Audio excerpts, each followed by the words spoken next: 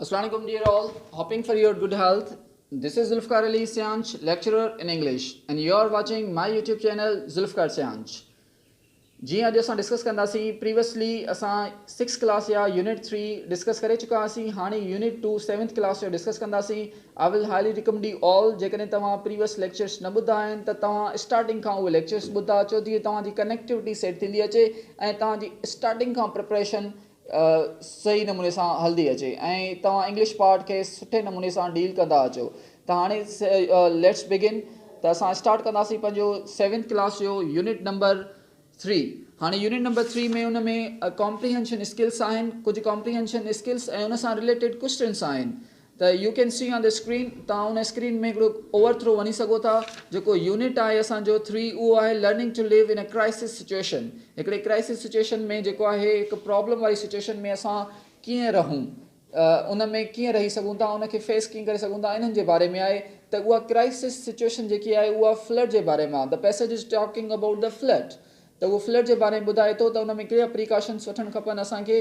ऐं during the flood after the flood ऐं before the flood ऐं उन में हिकिड़े बॉय जी बि ॻाल्हि करे पियो डिस्कस करे पियो जेको हिकिड़ो पंहिंजो रस्तो भुलिजी वेंदो आहे ऐं हू फ्लोटिंग कंदो आहे थ्रू आउट द नाइट सॼी नाइट त ई पैसेज कॉम्प्रीहेंशन स्किल उन जे बारे में आहे तो असां इन ते ई डिस्कस कंदासीं हाणे उन में जीअं तव्हां इहे text पढ़ंदव you will come to know and you will easily answers the following questions. Number 1 जेको क्वेश्चन आहे while reading exercise number 1 असां exercise number 1 खे डील कयूं पिया त उन में लिखियलु आहे the story is about you can see on the screen too जेकी स्टोरी आहे उहा छा जे बारे में आहे the story is about a rainstorm flood or sea storm so the story is about flood the story जेकी आहे उहा फ्लड जे बारे में आहे and then Zubair was saved by Zubair खे कंहिं सेव कयो he was floating throughout the night हू पाणी में सॼी राति तरी रहियो हुयो ऐं जेको आहे हू पंहिंजो रस्तो विझाइजी वियो त हुनखे केरु सेव कंदो आहे हिज फ्रेंड हिज पेरेंट्स आर सोल्जर्स त हुनखे सेव कंदा आहिनि सोल्जर्स रेस्क्यू टीम सेव कंदी आहे हुनखे सोल्जर्स सेव कंदा आहिनि देन इन द रिलीफ कैम्प देर वर रिलीफ कैम्प में केतिरा माण्हू हुया millions of people are very few people are 100 people hundreds of people are when you come to when you read the passage comprehension skill passage you will come to know that the hundreds of people were there in the relief camp million je तादाद में ना few न हुया but 100 जे तादाद में माण्हू हुया relief camp में जिथे मेडिसिन ऐं फूड एंड शेल्टर उन्हनि खे प्रोवाइड कयो वियो and then in his dream ही saw that his mother was हिन पंहिंजे ख्वाब में ॾिठो त हिन जी माउ छा हुई हैप्पी हुई सैड हुई वरीड हुई त हिन ॾिठो पंहिंजी माउ खे त हिन जी माउ जेकी हुई उहा हैप्पी हुई टू सी हिज सन हिन पंहिंजे पुट खे ॾिठो त हू ॿियनि जी थ्रू अवेयरनेस हेल्प करे रहियो त so she was very happy तो B option is the correct option उन खां पोइ एक्सरसाइज़ नंबर 2 जेकी आहे असांजी उहा एक्सरसाइज़ आहे असांजी vocabulary skills जे बारे में यानी we have to find out the similar meanings words असांखे similar meanings वारा words find out करना आहिनि these are given also in the text book जेके टेक्स्ट बुक में ॾिनल आहिनि कॉम्प्रीहेंशन पैसेज जीअं तव्हां पढ़ंदव कॉम्प्रीहेंशन स्किल्स वारो त उन में उहे पैसेज में वर्ड्स कॉन्टेक्चुअलाइज़ मीनिंग ॾिनल आहिनि ऐं उन्हनि मुताबिक़ असांखे उन्हनि जी सिमिलर मीनिंग फाइंड आउट करणी आहे त number 1 as an example text में ॾिनल आहे you can also see on the screen two त उन में जेको आहे अनहार्म्ड जेको आहे नंबर 1 उन जो ऑप्शन ॾिनल आहे आंसर में D option means not hurt in any way कंहिं बि तरीक़े सां कंहिंखे हर्ट न करणु and then gushing is given in first paragraph it is also written on the page as well exercise page number 51 ते बि लिखियलु आहे गशिंग मीन्स जेको हिन जो ऑप्शन थींदो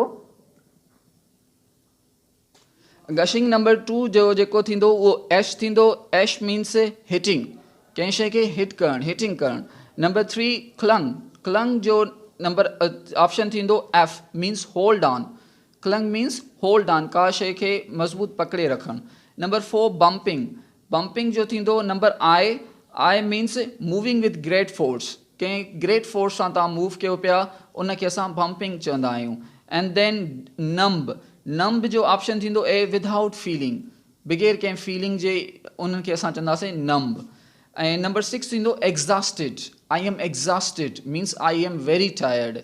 इन जो ऑप्शन थींदो L. नंबर 6 जो थींदो L means very exhausted.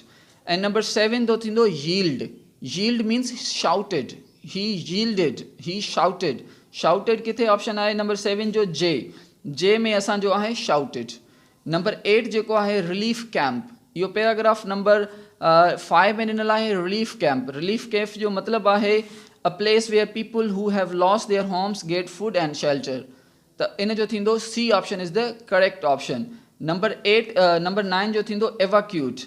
Number 9 जो थींदो B leave when there is a danger. जिथे डेंजर हुजे ख़तरो हुजे उहा जॻह तव्हां ख़ाली करे वञो evacuate करे वञो त पोइ उन जे लाइ यूज़ कंदो आहे evacuate. evacuate this place immediately. हीअ जॻह यकदमि ख़ाली करे छॾियो त उन जे लाइ असां evacuate यूज़ कंदासीं. इट्स अ synonym ऐं इन जी मीनिंग ॾिनल आहे. तो these are synonyms are very much important. Comprehension and synonyms उन्हनि में antonyms इहे comprehension passage मों ई टेक्स्ट मों पुछा वेंदा आहिनि. सखर IBA जी टेस्ट में PST JEST डिफरेंट टेस्ट में तव्हां अपीयर इवन थियो पिया. उन खां पोइ आहे नाइटमेयर. नाइटमेयर नंबर 10 आहे. उन जो थींदो number E. Nightmare means a bed and frightening dream. हिकिड़ो बेड ऐं फ्राइटनिंग ड्रीम खे चवंदासीं नाइटमेयर. नंबर 11 थींदो गिल्टर्ड. गिल्टर्ड मीन्स थींदो शोन.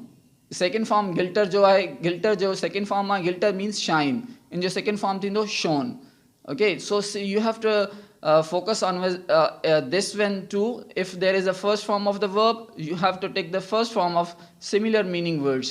And जेकॾहिं second form ॾिनल आहे त you have to take the second form. इते जेकॾहिं गिल्टर ॾिनल हुजे हा त तव्हां यूज़ कयो आहे शाइन. इते गिल्टर्ड आहे त पोइ यूज़ कंदो shown second form. And then energetic. Energetic means इन जो थींदो K. Energetic means तव्हांजो थींदो K यानी active. Energetic means active. He was feeling energetic. He was feeling active.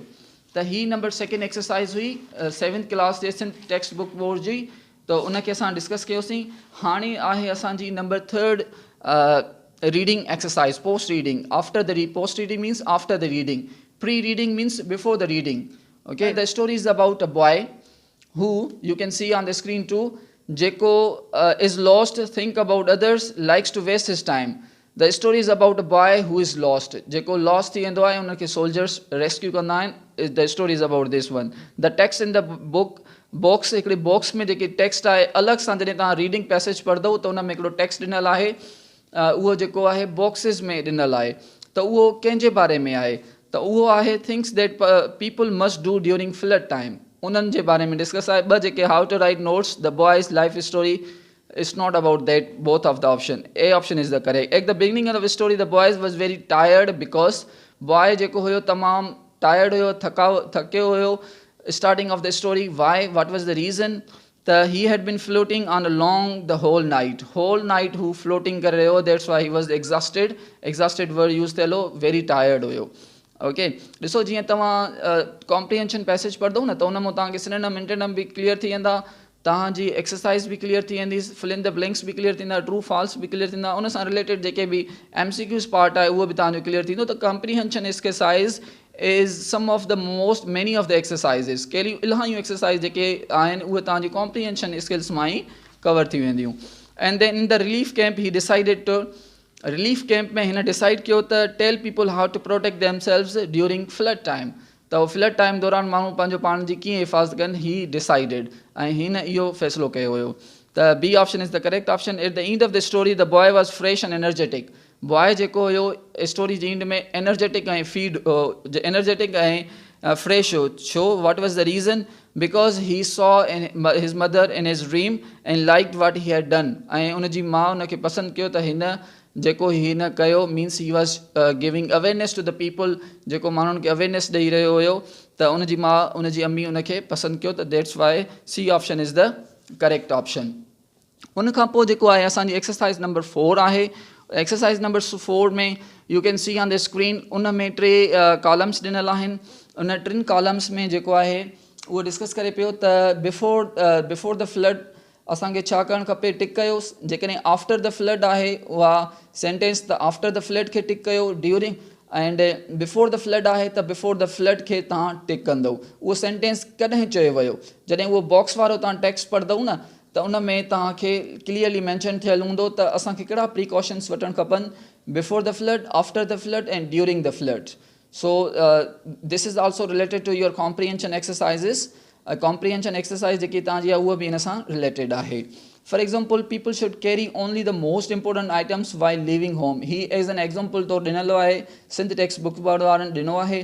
त इन जो थींदो during the flood people should carry only the most important items while leaving home. जॾहिं उहे पंहिंजो घर छॾनि त उहे इम्पोर्टेंट आइटम्स पाण सां सिर्फ़ु गॾु रखनि. उन खां पोइ people should pack a bag with important items. उहे पंहिंजो पैक करे रखनि पंहिंजो सामान विद इम्पोर्टेंट आइटम्स. इहो थींदो before the before the flood. त उहो फ्लड खे तव्हां टिक कंदो, बिफोर द फ्लड खे, बिफोर आर ऑप्शन खे, कॉलम खे टिक कंदो. नंबर 3 जेको आहे, people should not touch electric wires while standing in water. ठीकु आहे, ड्यूरिंग द फ्लड आहे इहो. जॾहिं उहो फ्लड में हुजनि ड्यूरिंग द फ्लड त उहे छा कनि, इलेक्ट्रिक वायर्स खे टच न करणु खपनि, because it may cause their life, it may snatch their life. उहो उन्हनि जी ज़िंदगी बि वञी सघे थी, बिकॉज दे आर वेट ऐं उन्हनि खे इलेक्ट्रिक शॉक लॻी सघे थो. त इहो ड्यूरिंग द फ्लड वारे ड्यूरिंग खे ऑप्शन खे टिक कंदो. The objects covered with Madh must be washed and cleaned. जेके मड सां, मिटी सां भरिजी वञनि थांव, उन्हनि खे ज़रूरी या लाज़मी तौरु तव्हां उनखे साफ़ु कयो ऐं पोइ यूज़ कयो. इहो आफ्टर द फ्लड, यानी आफ्टर वारे कॉलम खे तव्हां टिक कंदो. उन खां पोइ आहे, people should stay away from fallen power lines. Fallen जेके पावर लाइन्स आहिनि उन्हनि खां परे रहणु खपे. इहो ड्यूरिंग द फ्लड आहे. ड्यूरिंग वारे ऑप्शन खे तव्हां टिक कंदो. उन खां पोइ आहे, people should return to home only when they are told it is safe. जॾहिं उन्हनि खे ॿुधायो वञे त इहो सेफ आहे घर रिटर्न थियण जे लाइ, पोइ तॾहिं माण्हू रिटर्न थियनि पंहिंजे घर में. जल्दी रिटर्न न थियनि. पाणी वधी बि सघे थो, फ्लोइंग बि थी सघे थो, उन्हनि जी डेथ बि थी सघे थी, इलेक्ट्रिक वायर्स बि उते थी सघनि थियूं, काफ़ी इशूज़ थी सघनि था. जेसिताईं गवर्नमेंट उन्हनि खे न चए तेसिताईं उहे पंहिंजो घर रिटर्न न थियनि. त इहो थींदो after the flood. If the government tells people to leave their houses they must do it immediately. जेकॾहिं गवर्नमेंट अनाउंस करे थी त उहे पंहिंजो घर छॾनि ऐं हिते फ्लड अचण वारी आहे, त उनखे इमीजिएटली पंहिंजो घर छॾणु खपे. इहो आहे बिफोर द फ्लड. फ्लड खां पहिरियों जेको आहे उहो थींदो. And then people should not walk through flowing water. Flowing water ज़रिए उहो फ्लोइंग वाटर में उन माण्हुनि खे जेको आहे, पब्लिक खे, आम माण्हुनि खे जेको आहे, जेके माण्हू आहिनि ऐं उहे जेको आहे न वॉक न करणु खपनि. उन्हनि में मथां उहे पाणी गहरो हुजे या ग्राउंड फिम न हुजे ऐं उहे ॿुॾी सघनि था, उनजी डेथ थी सघे थी. दैट्स वाई इहो आहे during the flood. So these were the some of the exercises. ऐं वीडियो ही तमामु वॾो थी वेंदो. असां पार्ट 2 में डिस्कस कंदासीं कुझु एक्सरसाइज़िस ॿियूं, ऐं उहे यूनिट नंबर 3 जी 7th क्लास जूं एक्सरसाइज़ आहिनि. उन्हनि में डिस्कस कंदासीं. कुझु ग्रामेटिकल एक्सरसाइज़िस आहिनि. असां हिन 6th 7th क्लास जे 8th क्लास जे बुक्स खे कवर कंदासीं, बिकॉज सखर IBA इहो क्लियरली मैंशन कयो आहे, जेको तव्हांजो इंग्लिश पार्ट ईंदो उहो तव्हांजे टेक्स्ट बुक्स बोर्ड में ईंदो 6th टू मैट्रिक क्लास. त असां कोशिशि कंदासीं उन्हनि खे ई असां कवर कंदा हलूं. ऐं उन्हनि में जेके काफ़ी असांजूं इंपॉर्टेंट एक्सरसाइज़िस आहिनि, सिनोनिम्स आहिनि, कॉम्प्रिहेंशन आहे, एंटोनिम्स आहिनि, आर्टिकल्स आहिनि, पार्ट्स ऑफ स्पीच आहे, काफ़ी ॿियूं एक्सरसाइज़ आहिनि, त उन्हनि खे असां कवर कंदियूं. Hope U got the lecture well. If you have any queries, do let me know in the comment section below. I will try to respond your queries as well. ऐं उन्हनि खे असां मां डील कंदुसि जेकॾहिं तव्हांखे still कोई confusion आहे. And we will meet another lecture. Till that, see you soon. Allah Hafiz.